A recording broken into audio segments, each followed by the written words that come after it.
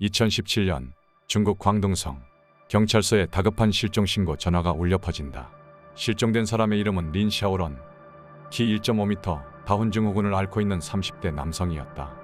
그는 집 인근에서 쓰레기를 줍던 중 실종되었는데 어려운 가정 형편으로 생계를 위해 매일 쓰레기를 줍는 일을 한 것으로 전해진다. 남성이 사라지자 그의 어머니와 형제들은 린 샤오런을 찾아 동네 구석구석 수색했지만 어디에서도 린 샤오런의 모습은 발견되지 않았다. 시간은 흘러 2019년, 사라진 남성의 가족들은 경찰로부터 한 통의 전화를 받게 된다. 아들을 찾았지만 아들은 이미 이 세상 사람이 아니라는 소식이었다. 이어지는 경찰의 말은 더욱 더 충격적이었는데 사건의 전말, 중국 광둥성 루펑시에 황페이젠, 황페이칭 형제가 살았다. 두 형제는 사업 수완이 좋았는지 지역에서는 꽤나 유명한 사업가였다. 하지만 2017년 형제 중 형인 황페이젠이 폐암에 걸리게 되며 죽기 전 유언을 남긴다. 내 시신을 화장하지 말고 꼭 땅에 묻는 토장을 해주게. 고향 땅에 묻혀 썩어가는 것이 마지막 소원이라네. 듣고 보면 큰 욕심도 없고 어려울 것도 없는 유언이지만 당시 그가 살던 사내이 지역은 중국 토지 정책으로 인해 토장을 금지하며 화장만을 허용하고 있었다. 토장을 하는 것은 불법으로 분류가 되었기 때문에 국가의 감시망을 피해 토장해야 했다. 지역에서 유명한 사업가였던 그는 몰래 토장하는 정도의 문제는 크게 어려울 것이 없었다. 그것보다 형을 토장하게 되면 중국 당국에 형을 화장했다는 증명서를 제출해야 했는데 이는 실제로 화장터에서 화장 후에만 발급하는 형태로 진행되어 형 대신 화장해서 태워야 할 시체를 구해야 했다. 장례 절차가 이뤄지는 며칠간 대리 시체를 구하는 것은 매우 어려운 일이었다. 그럼에도 동생 황페이칭은 살아생전 우애가 깊던 형의 죽음에 슬퍼하며 유언을 꼭 들어주겠다고 마음먹고 자신의 인맥을 동원하게 된다. 그러던 중 원주효라는 인물을 만나면서 사건은 시작된다. 원주효는 장례식장에 근무하는 직원으로 장례 관련 절차 및 서류 등을 다루는 일을 업으로 삼는 사람이었다. 황페이칭은 원주효에게 부탁한다. 죽은 형은 살아생전 땅에 묻히길 원했어. 우리 형을 토장해주고 싶은데 도와주시오. 돈은 달라는 대로 줄 수 있어.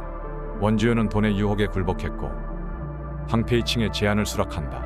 원주효는 황페이칭에게 장례 절차를 진행하고 있으면 시체는 문제없이 구해올 수 있으니 마음 푹 놓고 기다리라며 자신있게 큰소리쳤다. 그 후 원주효는 화장터에서 시신 운반을 담당하는 황송빈이라는 사람에게 연락한다. 황송빈은 지역에서 평생을 험한 일을 하며 살아온 사람이었고 현재는 다리를 다쳐 힘든 일도 할 수 없는 상태라 매우 빈궁한 생활을 하고 있었다.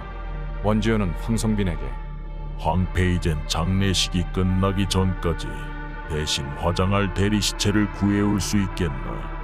시체만 구해오면 황페이칭이 큰 돈을 약속했는데 말이야.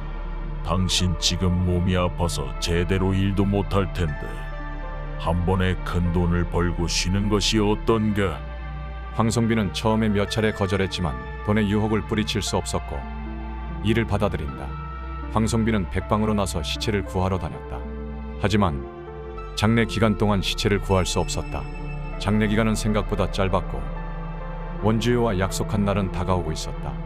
그때 황송빈은 머릿속으로 한 사람을 떠올리게 되는데 그가 바로 실종된 린 샤오런이었다. 린 샤오런의 지능은 6세 수준으로 매우 낮았지만 매우 선한 성품을 지녔으며 사람들을 만나면 항상 웃는 얼굴로 대했다고 알려져 있다. 또한 명절에는 동네 아이들에게 사탕과 간식을 나눠주는 등 동네에서도 큰 문제 없이 지내는 평범한 사람이었다. 가정 형편이 매우 어려워 가족의 부담을 덜어주기 위해 쓰레기 줍는 일을 하곤 했는데 이 일을 시작할 때 린 샤오런의 가족들은 매우 걱정했으나 지능은 낮지만 집에 찾아오는 것은 어려움이 없었고 소 일거리라도 하면 건강에도 도움이 될 거라고 생각해서 그 일을 허락한 것으로 전해진다. 황송빈은 그런 린 샤오런을 루펑시 쓰레기통 근처에서 몇 번 목격한 바 있고 한눈에 지적 장애가 있는 사람임을 알아보았다. 시신을 구하지 못한 황송빈은 살아있는 린 샤오런을 시체 대용으로 사용하기를 계획하고 과거 그를 마주쳤던 쓰레기통 근처에서 그를 기다리기 시작했다. 2017년 3월 1일 린 샤오런은 평소처럼 집에서 가족과 점심을 먹고 쓰레기를 줍는 일을 하러 나간다. 그 모습이 가족들이 본 린 샤오런의 마지막 모습이었다. 그는 다시 집으로 돌아오지 못하게 된다. 황송빈은 쓰레기통 근처에서 기다리다 결국 린 샤오런을 만나게 된다.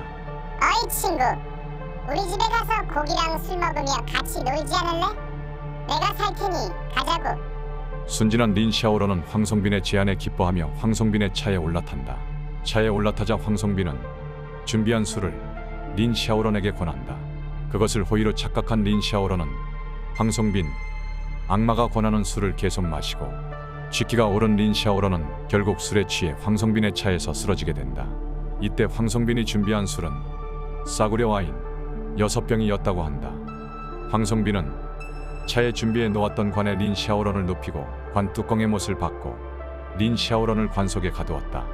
그 후 원주효에게 연락하여 말한다. 대체할 시체를 구했습니다. 시체는 관 속에 넣어 가져다 두겠습니다. 돈은 언제 받을 수 있죠? 3월 3일 황페이젠의 장례식에서 황성빈과 원주효는 계획대로 린 샤오런이 들어있는 관과 황페이젠의 관을 바꿔치기 하는데 성공하게 되고 린 샤오런의 관은 화장터로 옮겨져 산채로 화장되었다. 반면 린 샤오런과 교체에 성공하게 된 황페이젠의 시신은 비밀리에 양지바른 고향 땅에 묻히게 된다.